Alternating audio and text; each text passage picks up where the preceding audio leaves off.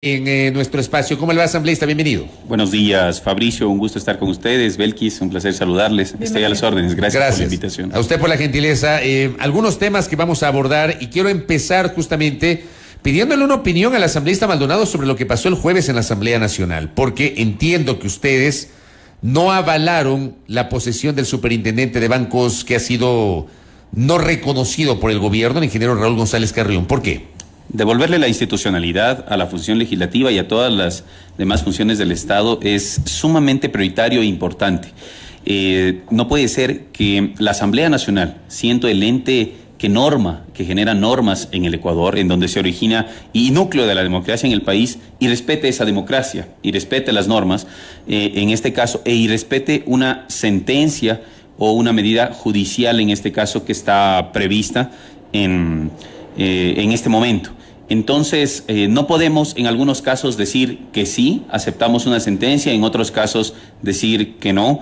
Y mañana, después de que existe un procedimiento para nombrar al superintendente de bancos establecido por el Consejo de Participación Ciudadana, querer pretender imponer una agenda que es clarísima, ir en contra de los objetivos que en este caso tiene el gobierno para sacar adelante el país. Hablar de prevención, por ejemplo, simplemente como paréntesis, Fabricio y Belkis, de un tema que nadie habla. Todo el mundo habla de combatir la inseguridad, por ejemplo, Fabricio y Belkis, pero nadie habla de la prevención o de la planificación en la prevención de los delitos, de tal manera que el gobierno hoy por hoy está siendo sitiado por la función legislativa, en donde se crean mayorías para objetivos a veces perversos, y por otros sectores, narcotráfico, delincuencia, que no es lo mismo la parte del narcotráfico con el sector que genera o rodea al narcotráfico, que deben tener tratamientos diferentes. ¿Cuáles son los objetivos perversos a los cuales hace referencia cuando comenta lo de las mayorías en la Asamblea? Que no ningún proyecto de ley que tenga por objetivo el crecimiento y desarrollo económico sea aceptado,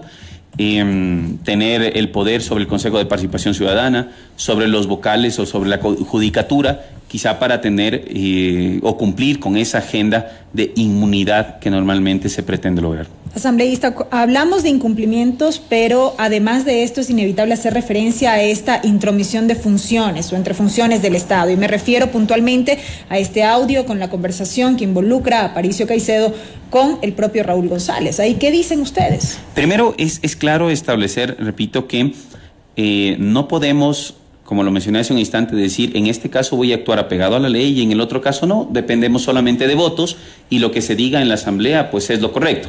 Lamentablemente, para que pueda darse esta acción por incumplimiento que todos los abogados constitucionalistas hablan, seguramente pasarán un buen periodo de tiempo, y mientras tanto, ¿qué sucede? No puede quedar en la orfandad la superintendencia de bancos. Como abogado también tengo que decirle que debo dar derecho a la duda, como siempre, debido proceso, defensa, en donde se puede esclarecer por qué motivos quizá ya no se quería que el señor González, por ejemplo, sea parte de esta terna. Pero el Consejo de Participación Ciudadana ya pidió a la función ejecutiva enviar una nueva terna.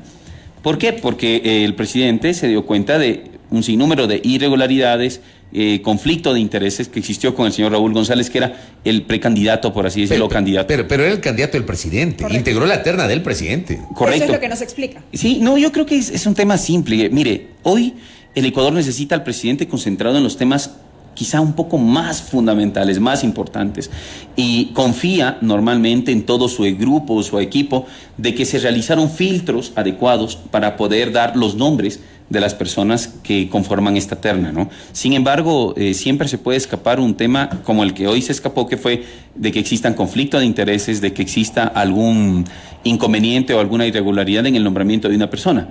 Y es por eso que existe esta acción de protección que se presentó en contra de este tema, y teníamos que esperar que se resuelva.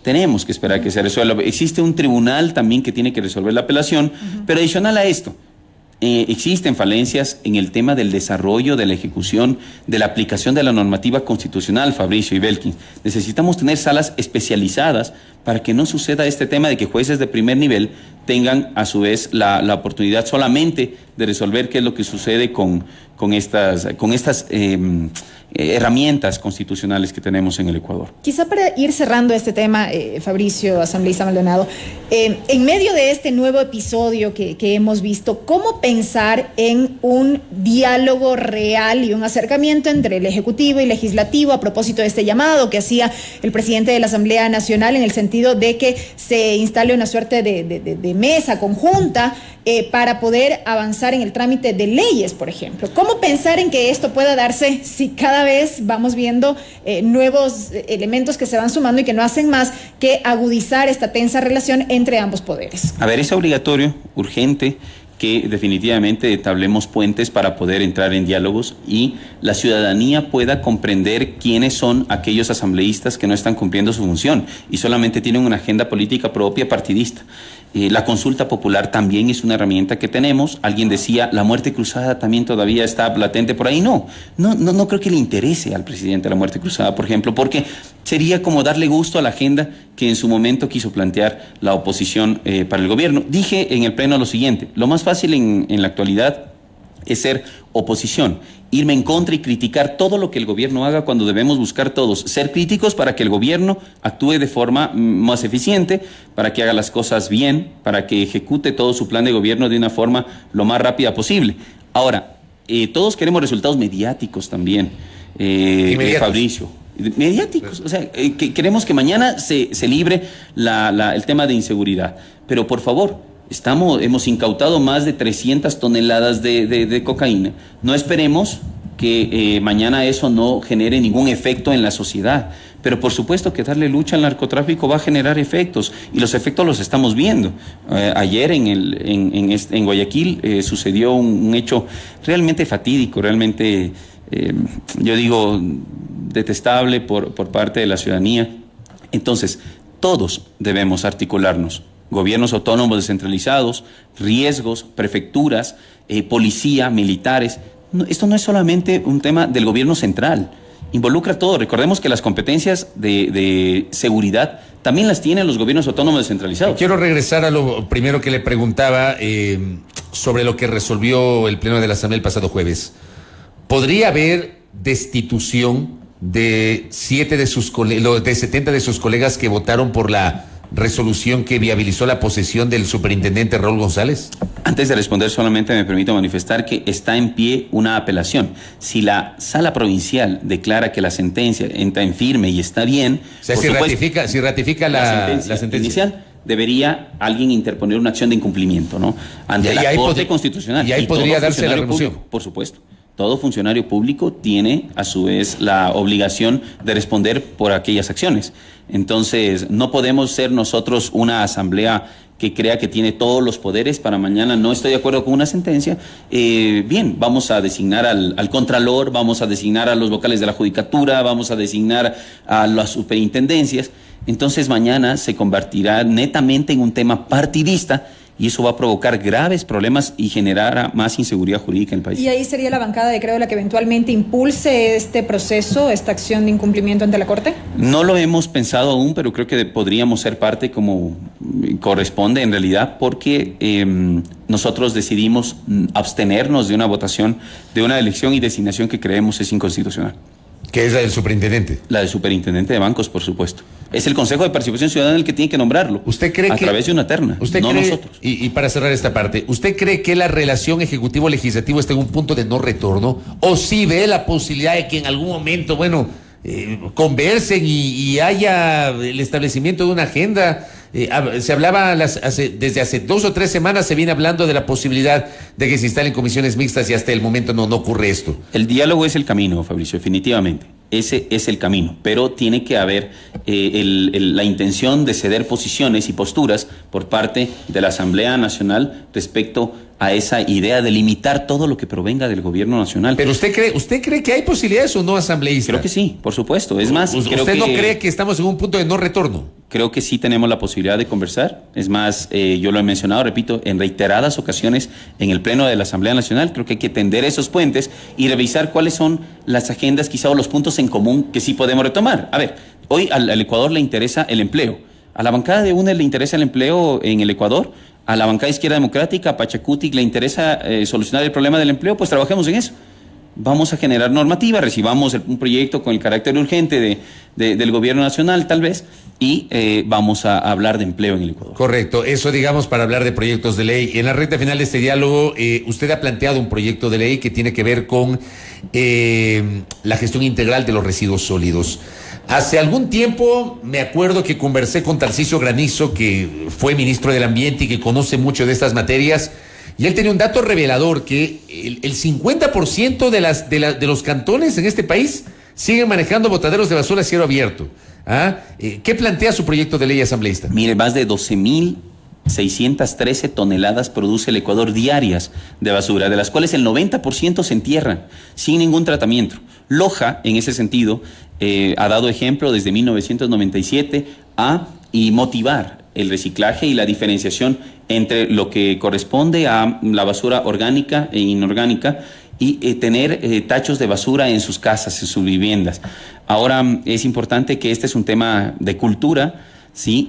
No podemos seguir afectando los mares, el cambio climático nos afecta. Mire lo que sucedió en la quebrada de la Gasca, mire lo que ha sucedido en algunas provincias en el tema de sequías. Nuestras vías se ven cada día inhabilitadas por efectos de los cambios climáticos, repito, el mar. Entonces debemos contribuir nosotros con medidas que tiendan a disminuir el cambio climático, el efecto invernadero, y por ende hemos propuesto esta reforma que tiende a modificar el Código Orgánico del Ambiente. Los gobiernos autónomos descentralizados y metropolitanos tienen la obligación de ejecutar proyectos ya en materia de contaminación, en materia de reciclaje, pero hasta el día de hoy no lo han hecho. Entonces necesitamos que empecemos a generar esta cultura, que empecemos a generar esta reclasificación de basura urgente para cuidar el único planeta que tenemos. Tenemos una ley de reciclaje, ¿verdad o no?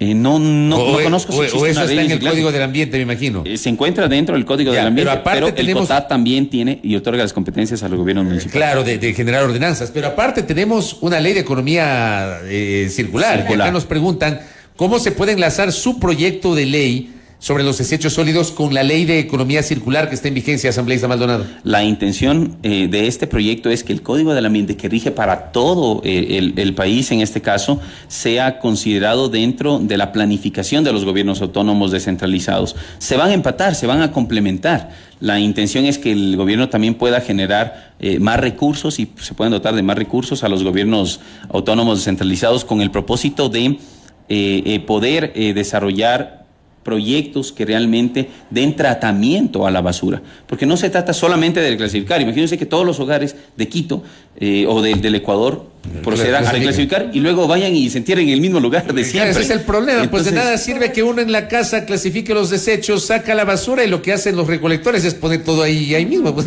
¿Y qué sucede con la gente que trabaja en el tema de recolección de basura? ¿Qué sucede con la gente que en los lugares donde se da tratamiento a estos desechos sólidos y invertir en este tema para poder solucionar un tema tan complejo, insisto, el cambio climático? Normalmente, según estadísticas, el mundo no será habitable en unos 50, 60 años ya si es que continuamos con ese mismo nivel de contaminación. ¿Ampliación de competencias a los GAT en este sentido? Sí, también no estamos modificando el COTAD en realidad, pero sí el Código Orgánico del Ambiente, solamente para generar una mayor sostenibilidad y equilibrio ambiental. Correcto. Correcto, asambleísta. ¿En qué estado se encuentra el proyecto? ¿Ya fue calificado por el CAL o todavía no? Está en ese proceso justamente, lo presentamos nosotros hace un par de semanas nada más, entonces está siendo calificado por el CAL. Correcto, veamos cómo evoluciona eso. Muy amable, Byron, muy gentil. Fabricio, Belkis, a ustedes muy amables. Muchas gracias al asambleísta Byron.